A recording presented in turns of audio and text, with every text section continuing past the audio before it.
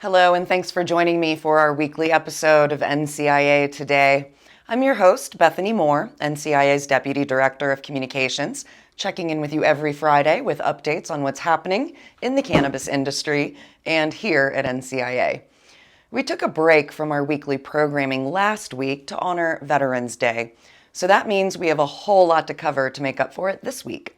So, we're filling up your plates to give you plenty to chew on over the Thanksgiving holiday break. Let's begin with what happened last week, including Veterans Day. Many NCIA staff have friends and loved ones who served in the armed forces, so we took a moment to review the cannabis legislation that would impact veterans, such as the VA Medicinal Marijuana Research Act. Take a look at what our champions in Congress are doing to honor our veterans in Michelle's blog. Also, NCIA's nominating committee reviewed all of the applications for the next term for our board of directors and has recently announced those incoming and returning members. Congrats to the newly selected nominees, Michael Cooper of Madison J Solutions and Christine De La Rosa of the People's Ecosystem. Read more on our website.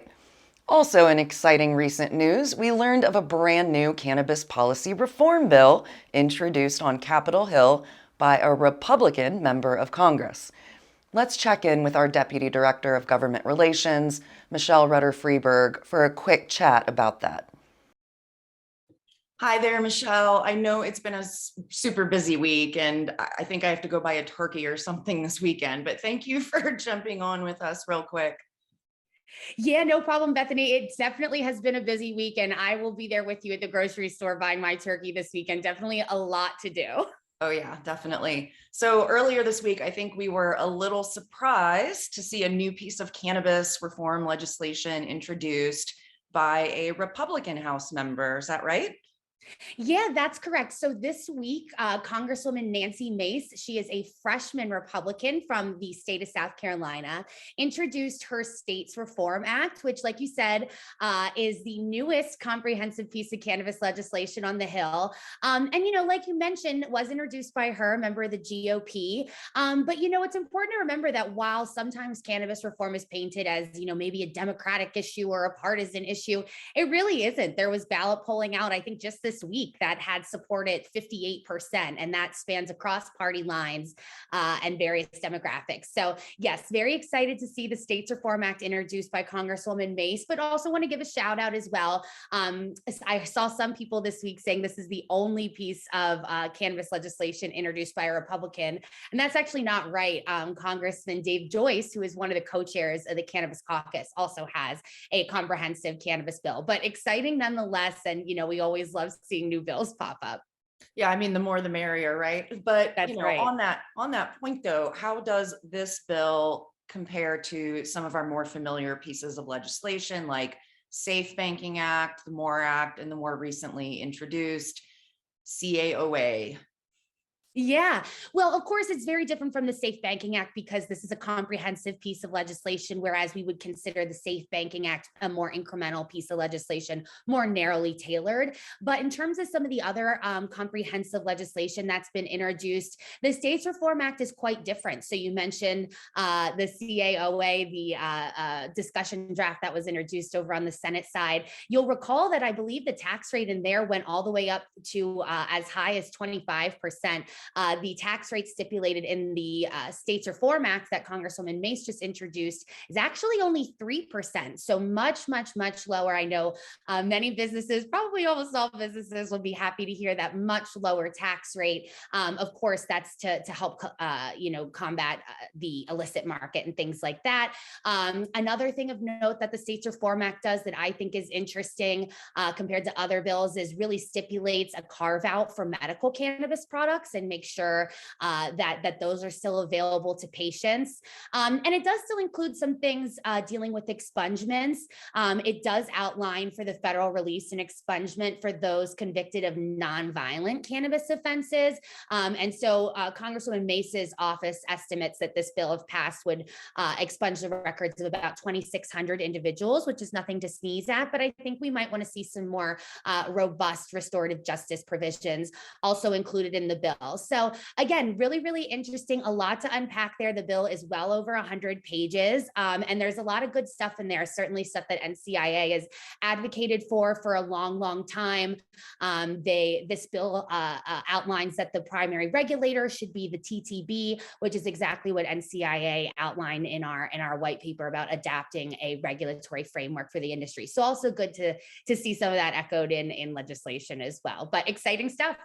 Wow, that 3% tax is definitely much more reasonable than the 25 from the other bill as well. Great to hear. Thank you for that breakdown, Michelle. Is there anything else we or NCIA members need to know about this bill at this point beyond that? No, I mean, of course, keep an eye on things. I don't want to be a cynic or a Debbie Downer, but I do think it's important to remember, while exciting, and this bill has certainly been a big conversation starter, it's not going anywhere just yet. Talking about politics, this was introduced by a Republican member of Congress. Right now, Democrats run this town. And so I think it's unlikely that we'll see a hearing on this bill this session, but who knows, after the midterms in another year or so, we'll see if perhaps there will be more action on the bill. But certainly keep your eyes out, and we'll always keep you updated if anything starts to move. Excellent. Thank you so much, Michelle. Really appreciate the update, and have a great weekend. Yeah, have a great weekend, and happy Thanksgiving to everyone who celebrates. Absolutely. Be sure to head to our blog and read more in her recent article. You still with me? Good, we're not done yet. Thanks to the team at Genova Burns, we got a breakdown of the 2 announcements made by New Jersey's Cannabis Regulatory Commission for their new cannabis markets. In the span of 1 month, the New Jersey Cannabis Regulatory Commission, the CRC, not only announced awards for 14 new medicinal cannabis licenses, but also on November 9th, gave the long-anticipated official notice that the state will soon begin the application process for the award of personal use cannabis licenses. Head to our website to learn more. Next, let's focus on hemp in this new blog from CBD Oracle.